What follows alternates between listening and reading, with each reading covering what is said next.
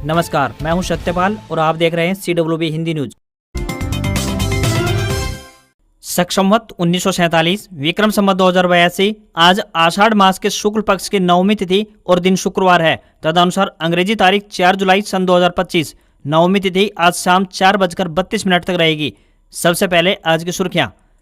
हरियाणा में family ID में हुआ बड़ा बदलाव, नायब सिंह सैनी सरकार ने इन परिवारों को दी राहत, बताएंगे पूरी अपडेट। हरियाणा में ग्रुप डी का रिजल्ट जारी, 2 साल से पेंडिंग था। ग्रुप डी की यह परीक्षा 21 व 22 अक्टूबर 2023 में हुई थी। हरियाणा के लिए खुशखबरी, इस शहर में बनेगा देश का पहला डिज्नीलैंड पार्क, केंद्र सरकार ने दी मंजूरी। अब घायल व्यक्ति को अस्पताल पहुंचाने पर मिलेगा 25,000 रुपए का इनाम, शुरू हुई राहवीर योजना, बताएंगे पूरी अपडेट। हरियाणा में ग्रुप सी के 8,653 पदों पर भर्ती रद्द, हरियाणा एसएससी ने नोटिफिकेशन किया जारी। जींद में 4 दिन नहीं मिलेगी कर्मचारियों को छुट्टी, डीसी ने जारी किया आदेश। 6 से 9 जुलाई तक भारी बारिश के अलर्ट के रहते आदेश हुए जारी। दिल्ली में पुराने वाहनों को नो फ्यूल आदेश वापस लेने की तैयारी, मंत्री ने कहा पॉल्यूशन देखकर रोक लगे, 1 जुलाई से लागू होना था। महेंद्रगढ़ के नारनौल में पीडब्ल्यूडी मंत्री गंगवा ने कहा प्रदेश के सभी रोडों को किया जा रहा है 18 फुट, अब कोई नहीं रहेगा 12 फुट का। पिंजौर में आज से 3 दिन सजेगा मैंगो मेला, आम की 500 किस्म से महकेगा यादविंद्रा गार्डन। गुरुग्राम में चैटबॉट से मिलेगी प्रॉपर्टी टैक्स की जानकारी, मोबाइल पर आएगी कॉल और मैसेज, निगम ने नया हेल्पलाइन नंबर किया जारी। हरियाणा में 10वीं व 12वीं के कंपार्टमेंट परीक्षाएं आज से 14 जुलाई को होंगी खत्म, 65 परीक्षा केंद्र बनाए, 2 से 5 बजे तक होंगे एग्जाम। और प्रधानमंत्री श्री नरेंद्र मोदी 2 जुलाई से 5 देशों की यात्रा पर हैं। घाना के बाद वे त्रिनिदाद और टोबैगो को रवाना हुए, जहां वे 3 और 4 जुलाई को रुकेंगे। और अब खबरें विस्तार से। हरियाणा में मौसम बदल गया है। हिसार के हांसी और फतेहाबाद के टोहाना में तेज हवाओं के साथ बीती शाम बारिश हुई है। वहीं भिवानी और गुरुग्राम के मानेसर में भी बूंदाबांदी दर्ज की गई है। इससे पहले महेंद्रगढ़ और चरखी दादरी में बारिश हुई। वहीं पिछले 2 दिनों से तेज बारिश न होने की वजह से हरियाणा का अधिकतम तापमान 2.9 डिग्री सेल्सियस बढ़ गया, जिससे कि लोगों में उमस भरी गर्मी झेलनी पड़ रही है। वहीं चौधरी चरण सिंह हरियाणा कृषि विश्वविद्यालय हिसार के कृषि मौसम विज्ञान विभाग के अनुसार प्रदेश में 5 जुलाई तक मौसम में बदलाव होता रहेगा। आज यानी 4 जुलाई को यमुनानगर, पलवल, मेवात, गुरुग्राम, फरीदाबाद, महेंद्रगढ़ और रेवाड़ी में 50 से 75% तक बारिश हो सकती है। वहीं 5 जुलाई को पंचकुला, यमुनानगर, अंबाला और कुरुक्षेत्र में 75 से 100% तक बारिश की संभावना जताई गई है। तो वहीं 6 जुलाई को भी इन जिलों में भारी वर्षा की संभावना मौसम विभाग ने व्यक्त की है। वायुसेना स्कूल चंडीगढ़ द्वारा टीजीटी गेम्स के पदों पर भर्ती के लिए आवेदन मांगे गए हैं। जो भी उम्मीदवार इन पदों के लिए इच्छुक हैं, वे अपने आवेदन भेज सकते हैं। इन पदों के लिए उम्मीदवारों को ऑफलाइन माध्यम से आवेदन भेजने होंगे। इन पदों के लिए उम्मीदवार किसी भी सरकारी मान्यता प्राप्त संस्थान से शारीरिक शिक्षा में डिग्री या फिर इसके समकक्ष धारक होने चाहिए। ये भर्तियां निःशुल्क की जाएंगी। न्यूनतम आयु 21 वर्ष और अधिकतम आयु 50 वर्ष है। आवेदन करने की आखिरी तिथि 13 जुलाई है। सैलरी 33,000 रुपए पर मंथ मिलेगी। इन पदों के लिए उम्मीदवारों को ऑफलाइन माध्यम से आवेदन भेजने होंगे। साथ ही उम्मीदवारों से विनम्र निवेदन है कि भर्ती के लिए आवेदन करने से पहले आधिकारिक विज्ञापन अवश्य देख लें। हरियाणा में परिवार पहचान पत्र यानी PPP से जुड़ी एक और राहत भरी खबर सामने आई है। प्रदेश सरकार ने राज्य की विभिन्न श्रेणी के लोगों को परिवार पहचान पत्र में बदलाव करने की सुविधा प्रदान की है। इसके लिए परिवार पहचान पत्र में मर्ज मॉड्यूल जोड़ा गया है, जिसका इस्तेमाल कर एक परिवार पहचान पत्र से दूसरे परिवार पहचान पत्र में अथवा कुछ सदस्यों को विशेष परिस्थितियों में स्थानांतरित किया जा सकता है। सीएम नायब सिंह सैनी ने जन सुविधा के लिए परिवार पहचान पत्र में नाम जोड़ने के प्रस्ताव को मंजूरी प्रदान कर दी है। मर्ज मॉड्यूल के अंतर्गत 4 प्रकार के विकल्प उपलब्ध करवाए गए हैं। अगर कोई परिवार किसी नाबालिग को गोद लेता है तो उस स्थिति में उसके मूल परिवार से गोद लेने वाले परिवार के परिवार पहचान पत्र में नाम स्थानांतरित किया जा सकेगा। इसके लिए कानूनी रूप से बच्चे को गोद लेने के दस्तावेज लगाने अनिवार्य होंगे और केवल नाबालिग का ही स्थानांतरण किया जा सकेगा। वहीं पूरे परिवार का मर्ज करने की स्वीकृति भी मुख्यमंत्री ने प्रदान कर दी है। इसके तहत एक पूरे परिवार को दूसरे परिवार में सम्मिलित किया जा सकेगा। स्रोत परिवार यानी कि सोर्स PPN के सभी सदस्य एक साथ गंतव्य परिवार यानी डेस्टिनेशन PPN में सम्मिलित हो सकेंगे, जबकि उन्हें आंशिक स्थानांतरण की अनुमति नहीं होगी। किसी भी विधवा को अपने माता पिता के परिवार और ससुराल के परिवार के बीच स्थानांतरित करने की सुविधा भी परिवार पहचान पत्र में प्रदान कर दी गई है। उसके बच्चों को भी स्थानांतरित किया जा सकेगा। सड़क हादसों में घायल व्यक्तियों को समय पर इलाज मुहैया करवाने की दिशा में एक नई सराहनीय पहल की शुरुआत की गई है। सोनीपत के उपायुक्त सुशील सारवान ने बताया कि केंद्र सरकार द्वारा प्रस्तावित राहवीर योजना को हरियाणा में भी लागू कर दिया गया है। इस योजना के अंतर्गत सड़क हादसे में घायल व्यक्ति को गोल्डन आवर यानी कि 1 घंटे के भीतर अस्पताल में पहुंचाने वाले मददगार को इनाम स्वरूप 25,000 रुपए की धनराशि प्रदान की जाएगी। इस योजना का मुख्य उद्देश्य सड़क हादसे में घायल व्यक्ति की समय पर मदद करने के लिए आमजन को प्रोत्साहित करना है। उपायुक्त सुशील सारवान ने बताया कि मोटर व्हीकल अधिनियम 2019 की धारा 134A और भारत सरकार के 29 सितंबर 2020 की अधिसूचना के तहत राहगीर को कानूनी संरक्षण भी मिलेगा। सड़क दुर्घटना में घायल व्यक्ति की सहायता करने वाले को 7 दिन के भीतर 25,000 रुपए के इनाम और प्रशस्ति पत्र प्रदान किया जाएगा। यदि सहायता करने वालों की संख्या 1 से अधिक हुई तो इनाम राशि को समान रूप से वितरित किया जाएगा, साथ ही प्रशस्ति पत्र भी दिए जाएंगे। उन्होंने बताया कि एक व्यक्ति साल में 5 बार इस इनामी राशि को हासिल कर सकता है। राहगीर योजना की समय सीमा 31 मार्च 2026 तक रहेगी।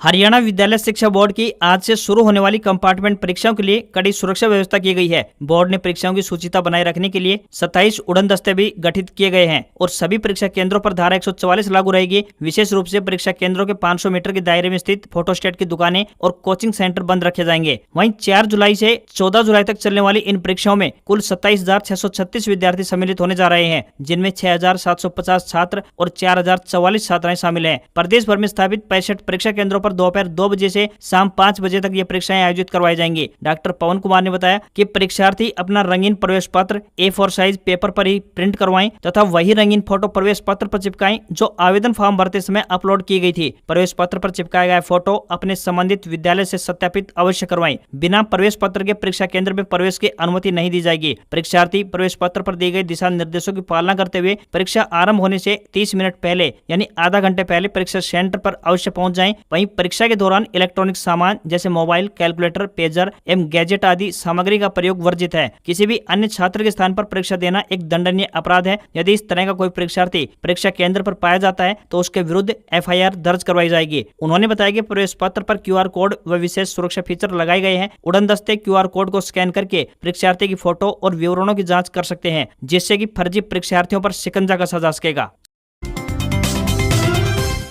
चंडीगढ़ में एक डिनर के बाद उठे सियासी बवाल पर अब केंद्रीय राज्य मंत्री राव इंद्रजीत सिंह ने चुप्पी तोड़ी है। गुरुवार को रेवाड़ी में मीडिया से बातचीत में राव इंद्रजीत ने कहा कि मेरी बेटी आरती राव का घर पहली बार हरियाणा की राजधानी चंडीगढ़ में बना है तो अपने लोगों को बुला लिया। ऐसे ही किसी का नया घर बनता है तो वह भी अपने लोगों को ही बुलाता है। राव ने कहा कि जैसे मैं चलता आया हूँ वैसे ही चलता रहूंगा। बता दें कि अटेली विधायक एवं मंत्री आरती राव के चंडीगढ़ में सरकारी आवास पर दक्षिण हरियाणा से भाजपा के 11 और एक कांग्रेस विधायक डिनर में शामिल हुए थे। बाद में इनमें से 6 विधायकों को सीएम हाउस पर जाकर सफाई देनी पड़ी। सूत्र बताते हैं कि आरती राव अभी तक सीएम नायब सिंह सैनी की गुड बुक में शामिल हैं। इस डिनर के बाद छिड़े सियासी बवाल से कहीं हाईकमान में गलत संदेश न जाए, इसलिए राव इंद्रजीत सिंह ने खुद आगे आकर डिनर के औचित्य पर सफाई दी है। इस डिनर के बाद से विपक्ष भी चुटकी लेने लगा था। यही नहीं, भाजपा के केंद्रीय राज्य मंत्री कृष्णपाल गुर्जर, प्रदेश सरकार में मंत्री राव नरवीर सिंह, राज्यसभा सांसद सुभाष बराला समेत कई नेताओं को भी सार्वजनिक तौर पर कहना पड़ा कि पार्टी एकजुट है। नायब सिंह सैनी के नेतृत्व में सरकार चट्टान की तरह मजबूत है। वहीं कैबिनेट मंत्री अनिल विज समेत कई नेताओं ने राव इंद्रजीत सिंह के डिनर को सही बताया। बता दें कि गुरुग्राम से सांसद और केंद्रीय राज्य मंत्री राव इंद्रजीत सिंह की डिनर डिप्लोमेसी ने हरियाणा की राजनीति में हलचल मचा रखी है। 18 जून को चंडीगढ़ में उनकी बेटी आरती राव के आवास पर हुए डिनर में दक्षिणी हरियाणा के 11 भाजपा और एक कांग्रेस विधायक शामिल हुए थे। हरियाणा में पर्यटन को बढ़ावा देने की दिशा में एक नई पहल की शुरुआत हो रही है। बता दें कि केंद्र सरकार ने हरियाणा में देश के पहले डिज्नीलैंड पार्क बनाने को मंजूरी प्रदान कर दी है। दिल्ली दौरे पर मुख्यमंत्री नायब सिंह सैनी ने इसके लिए केंद्रीय मंत्री गजेंद्र सिंह शेखावत से मुलाकात कर आभार प्रकट किया। इस मुलाकात के बाद मुख्यमंत्री नायब सिंह सैनी ने कहा कि डिज्नीलैंड जैसे बड़े प्रोजेक्ट से हरियाणा में पर्यटन को बढ़ावा मिलेगा। उन्होंने बताया कि प्रस्तावित डिज्नीलैंड प्रोजेक्ट के लिए गुरुग्राम को सबसे उपयुक्त जगह माना गया है। यहाँ कई बड़ी कंपनियों के कार्यालय हैं और यह राज्य की अर्थव्यवस्था में सबसे ज्यादा योगदान भी देता है। इस प्रोजेक्ट के लिए पंचगांव चौक के पास मानेसर में भूमि को चिन्हित किया गया है। यह जगह कुंडली मानेसर पलवल यानी KMP एक्सप्रेसवे और हरियाणा ऑर्बिटल रेल कॉरिडोर के पास स्थित है। यह प्रोजेक्ट हरियाणा के आर्थिक विकास में तो महत्वपूर्ण भूमिका अदा करेगा ही, साथ ही पर्यटन को बढ़ावा देने में भी मददगार साबित होगा। इससे देश और प्रदेश के राजस्व में भी बढ़ोतरी होगी। बता दें कि भारत में अभी कोई आधिकारिक डिज्नीलैंड पार्क नहीं है। मुंबई में एक ऐसा पार्क बनाने की योजना पर काम चल रहा है जो भारत का सबसे बड़ा थीम पार्क होने वाला है। यही नहीं, हरियाणा सरकार भी गुरुग्राम में में 500 एकड़ भूमि पर डिज्नीलैंड पार्क बनाने की घोषणा बहुत पहले कर चुकी है और अब केंद्र सरकार ने भी इसे अपनी मंजूरी प्रदान कर दी है। डिज्नीलैंड पार्क एक प्रकार का थीम पार्क होता है जहां पर्यटक सपनों की दुनिया में घूमने का आनंद लेते हैं। यहाँ विभिन्न कार्टून चरित्रों, आकर्षक इमारतों की स्वप्निल दुनिया में होने का एहसास होता है। डिज्नी पार्क में बच्चे और वयस्क समान रूप से आनंद ले सकते हैं। वर्तमान में पूरी दुनिया में केवल 6 डिज्नीलैंड पार्क हैं। हरियाणा परिवहन विभाग द्वारा यात्रियों को बेहतर यातायात सुविधा उपलब्ध करवाने के उद्देश्य से निरंतर नए प्रयास किए जा रहे हैं। इसी कड़ी में यात्रियों को आरामदायक सफर उपलब्ध करवाने के उद्देश्य से रोडवेज विभाग द्वारा हिसार से शिमला और गुरुग्राम रूट पर एसी बस सेवा के संचालन को हरी झंडी दिखा दी है। इन बसों में यात्रियों को आरामदायक सीटें और मोबाइल चार्जिंग पॉइंट जैसी आधुनिक सुविधाओं का लाभ मिलेगा। हिसार रोडवेज डिपो के इंचार्ज श्रवण कुमार ने बताया कि जनता की सहूलियत का ध्यान रखते हुए लंबे रूट्स पर एसी बस सेवा शुरू कर दी गई है। अभी एक बस को शुरू किया गया है। यदि यात्रियों का रिस्पॉन्स अच्छा रहा तो और बसों को भी शिमला रूट पर संचालित किया जाएगा। इसके अलावा गुरुग्राम और दिल्ली रूट पर भी एसी बसें शुरू की गई हैं। हिसार से शिमला की बात करें तो यह बस रोजाना सुबह 9:55 पर रवाना होकर कैथल, अंबाला, चंडीगढ़ होते हुए शाम 7 बजे शिमला पहुंचेगी। वहीं वापसी में अगले दिन सुबह 7:10 पर शिमला से रवाना होगी और शाम 4 बजे हिसार पहुंच जाएगी। इस बस में प्रति व्यक्ति यात्री किराया 758 रुपए लगेगा। वहीं हिसार से गुरुग्राम की बात करें तो यह बस सुबह 6 बजे रवाना होकर दोपहर 12 बजे गुरुग्राम पहुंचेगी। वहीं गुरुग्राम से 10:40 पर रवाना होकर शाम 4:30 बजे हिसार पहुंच जाएगी। इस बस में प्रति व्यक्ति यात्री किराया 299 रुपए तय किया गया है। हिसार से चंडीगढ़ सुबह 7:50 पर हिसार से रवाना होकर दोपहर 12 बजे चंडीगढ़ पहुंचेगी। इस बस में प्रति व्यक्ति यात्री किराया 450 रुपए लगेगा। वहीं हिसार से सिरसा की बात करें तो सुबह 10:40 पर हिसार से चलकर 12:15 बजे के आसपास सिरसा पहुंचेगी। इस बस में प्रति व्यक्ति यात्री किराया 165 रुपए लगेगा। हरियाणा में बुधवार देर रात को ग्रुप डी की भर्ती का रिजल्ट जारी कर दिया गया। रात 10:10 पर हरियाणा कर्मचारी चयन आयोग यानी HSSC के चेयरमैन हिम्मत सिंह ने सोशल मीडिया पर पोस्ट डालकर इसकी जानकारी दी। उन्होंने लिखा, मुझे यह बताते हुए अत्यंत खुशी हो रही है कि ग्रुप डी के 7,596 पदों का परिणाम आज आयोग की ओर से घोषित कर दिया गया है। सभी चयनित अभ्यर्थियों को हार्दिक बधाई एवं शुभकामनाएं। आपकी मेहनत, लगन और आत्मविश्वास ने आपको यह सफलता दिलाई है। अभ्यर्थी हरियाणा SSC की वेबसाइट hssc.gov.in/रिजल्ट पर रिजल्ट देख सकते हैं। बता दें कि आयोग ने साल 2023 में हुई परीक्षा का रिजल्ट जारी किया है। यह रिजल्ट आरक्षण और कुछ कोर्ट कारणों से अटका हुआ था। इसके साथ ही ये अभ्यर्थी भी उस लाइन में लग गए हैं जिसमें पहले से ही खड़े हजारों सिलेक्टेड युवा विभागों में नियुक्ति का इंतजार कर रहे हैं। इनका सिलेक्शन सैनी सरकार के पिछले टर्म में हुआ था। रिजल्ट में इस बार सामान्य वर्ग की कट ऑफ की बात करें तो सबसे ज्यादा 74 रही। EWS यानी आर्थिक रूप से कमजोर वर्ग की और BC-B वर्ग की कट ऑफ 73 रही है। वहीं BC-A वर्ग के लिए कट ऑफ 71.76 रही। OSC यानी अन्य सामाजिक श्रेणी की कट ऑफ 68.27 और DSC यानी वंचित सामाजिक श्रेणी की कट ऑफ 66.83 अंक रही। खास बात यह रही कि भर्ती इतिहास में पहली बार वंचित अनुसूचित जाति यानी DSC वर्ग को भी आरक्षण का लाभ मिला है, जिससे इस समाज के करीब 600 युवाओं का चयन संभव हो सका है। इधर हरियाणा में पहले ही ग्रुप डी में भर्ती हो चुके युवा पोस्टिंग के इंतजार में है। इन युवाओं को भी साल 2023 में ग्रुप डी भर्ती यानी विज्ञापन संख्या 01/2023 में पास किया गया था, लेकिन अब तक इन्हें किसी भी विभाग में नियुक्ति नहीं मिली है।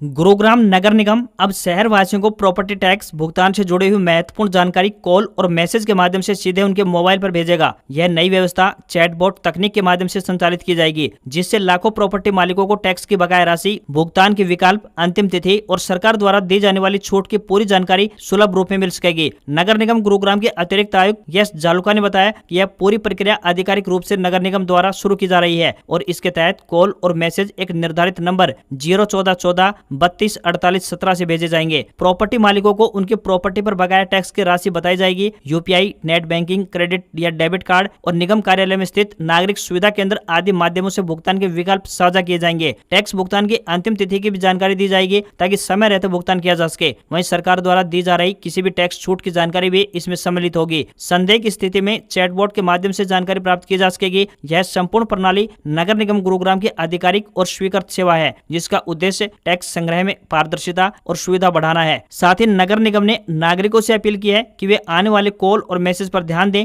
और समय पर टैक्स भुगतान करें ताकि किसी भी प्रकार की पेनल्टी से बचा जा सके। साथ ही यदि किसी को मैसेज की सत्यता पर संदेह हो तो वह नगर निगम के नए हेल्पलाइन नंबर 1800 180 1817 यानी 1800 180 181 से उनसे संपर्क कर पुष्टि कर सकते हैं।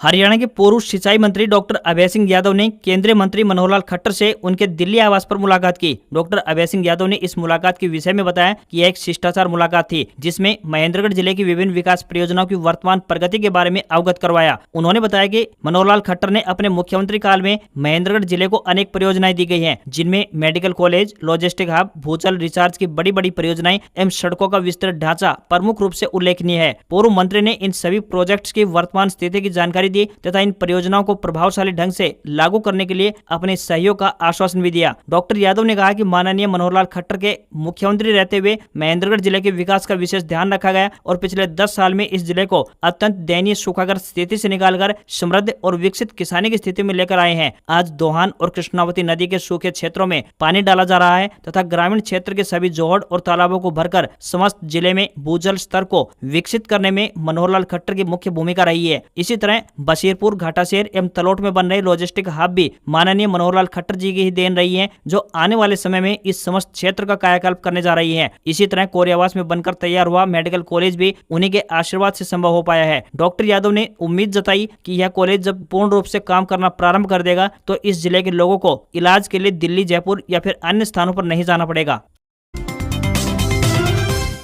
महेंद्रगढ़ के नारनौल में हरियाणा के जन स्वास्थ्य एवं पीडब्ल्यूडी मंत्री रणबीर सिंह गंगवा ने कहा कि प्रदेश में सड़क एवं भवन निर्माण में गुणवत्ता में कोई समझौता नहीं होगा। जो अधिकारी लापरवाही बरतेगा उसके खिलाफ सख्त एक्शन लिया जाएगा। इससे पहले भी ऐसे मामलों में कड़ा कदम उठाया गया है। कई अधिकारियों को चार्जशीट भी किया गया है। मीडिया से बात करते हुए मंत्री रणबीर सिंह गंगवा ने कहा कि प्रदेश की सभी 12 फीट के लिंक रोड को बढ़ाकर 18 फीट किया जाएगा। कोई भी रोड 12 फीट की नहीं रहेगी। उन्होंने कहा कि हरियाणा सरकार प्रदेश के हर व्यक्ति को साफ एवं स्वच्छ पेयजल उपलब्ध करवाने के लिए प्रतिबद्ध है। उन्होंने कहा कि सरकार ने हर वर्ग को सम्मान देने का काम किया है। मेरिट के आधार पर भर्ती हो रही है। पहले की सरकारें जानबूझकर बैकलॉग छोड़ते थे। उन्होंने बताया कि 13 जुलाई को भिवानी में एक भव्य राज्य स्तरीय महाराज दक्ष प्रजापति समारोह का आयोजन किया जाएगा। इस कार्यक्रम में मुख्यमंत्री नायब सिंह सैनी मुख्य अतिथि के तौर पर शिरकत करेंगे। इस समारोह में प्रदेश के कोने कोने से बड़ी संख्या में नागरिक भाग लेंगे। ये कार्यक्रम हरियाणा सरकार के समावेशी विकास और सामाजिक सद्भाव के प्रति समर्पण का एक उदाहरण है।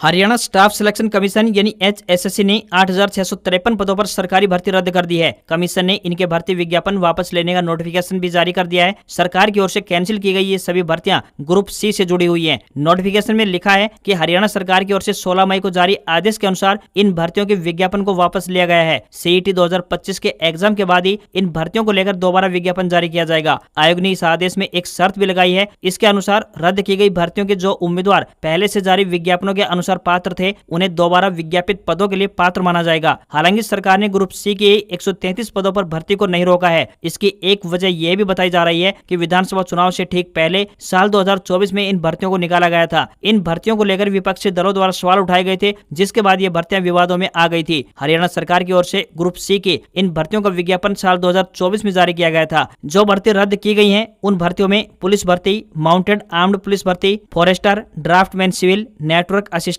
ऑटो डीजल मैकेनिक, फिटर या फिर press mechanic, draftsman electrical, draftsman mechanical, assistant archaeologist, motor vehicle inspector, stenographer English, stenographer typist Hindi, assistant draftsman civil के लिए ये भर्तियां हरियाणा SSC की ओर से जारी की गई थी। हरियाणा सरकार ने ग्रुप C की कुछ भर्तियों को वापस नहीं करने का भी फैसला लिया है। इनमें ग्रुप 25 के सीनियर साइंटिफिक असिस्टेंट के 69 पद हैं, तो वहीं ग्रुप 7 के फॉरेस्ट रेंजर के 57 पद और ग्रुप 45 के डिप्टी रेंजर के 6 पद शामिल हैं। इन ग्रुप C की भर्ती के लिए जिन युवाओं ने आवेदन किया था फिर नई भर्तियों के लिए योग्य माने जाएंगे। हालांकि यह तब तय होगा जब हरियाणा SSC नई भर्तियों के लिए दोबारा से विज्ञापन निकालेगा। इस विज्ञापन में क्लियर किया जाएगा कि जो युवा पहले आवेदन कर चुके हैं वे पुराना अपना नंबर इन भर्तियों के लिए यूज करेंगे या फिर उन्हें नए सिरे से आवेदन करना होगा। हरियाणा सरकार द्वारा अभी तक जो भर्तियां रद्द की गई हैं उनके लिए CET एग्जाम होने के बाद ही विज्ञापन जारी किए जाएंगे। अगर आप भारतीय वायुसेना में शामिल होकर देश की सेवा करने का सपना देख रहे हैं तो आपके लिए शानदार मौका है। इंडियन एयरफोर्स ने अग्निवीर वायु भर्ती 2025 का एक नोटिफिकेशन जारी कर दिया है। इच्छुक उम्मीदवार 11 जुलाई 2025 से 31 जुलाई 2025 के बीच ऑनलाइन माध्यम से आवेदन कर सकते हैं। इस भर्ती में 17.5 साल से लेकर 21 साल की आयु के बीच के युवा भाग ले सकेंगे, यानी जिनका जन्म 2 जुलाई 2005 से 2 जनवरी 2009 के बीच हुआ है। आवेदन की अंतिम तिथि 31 जुलाई 2025 है। ऑनलाइन परीक्षा की तारीख की बात करें तो 25 सितंबर 2025 है। सभी वर्गों के उम्मीदवारों के लिए 550 रुपए आवेदन शुल्क निर्धारित किया गया है। शुल्क का भुगतान डेबिट कार्ड, क्रेडिट कार्ड या फिर मोबाइल वॉलेट के जरिए किया जा सकता है। हफ्ते के चौथे कारोबारी दिन भारतीय शेयर बाजार में सेंसेक्स 170 अंक गिरकर 83,239 के स्तर पर बंद हुआ। निफ्टी में भी 48 अंकों की गिरावट रही और ये 25,405 के स्तर पर बंद हुआ। सेंसेक्स के 30 शेयरों में से 19 गिरकर बंद हुए। कोटक महिंद्रा बैंक, बजाज फिनसर्व और अडानी पोर्ट्स में गिरावट रही। मारुति, इन्फोसिस और एनटीपीसी में खरीदारी रही। निफ्टी के 50 में से 32 शेयरों में गिरावट रही और 17 में तेजी रही, जबकि एक में कोई बदलाव नहीं हुआ। वहीं एनएससी के मेटल, रियल्टी और सरकारी बैंकिंग शेयरों में 1% तक गिरावट देखने को मिली। मीडिया, एफएमसीजी, ऑटो और फार्मा सेक्टर में उछाल देखने को मिला। तो वहीं 24 कैरेट सोने का दाम 143 रुपए कम होकर 97,337 रुपए प्रति 10 ग्राम के स्तर पर पहुंच गया है। वहीं चांदी की कीमत 932 रुपए बढ़कर 1,07,620 रुपए प्रति किलोग्राम पहुंच गई है। दिल्ली में 24 कैरेट सोने की कीमत 99,480 और 22 कैरेट सोने की कीमत 91,200 रुपए प्रति 10 ग्राम के स्तर पर पहुंच गई है। आज खबरों में बस इतना ही। देखते रहिए आपका अपना हरियाणा का सबसे बेहतरीन news channel CWB Hindi news. नमस्कार। इसी आशा के साथ आपका दिन शुभ रहे।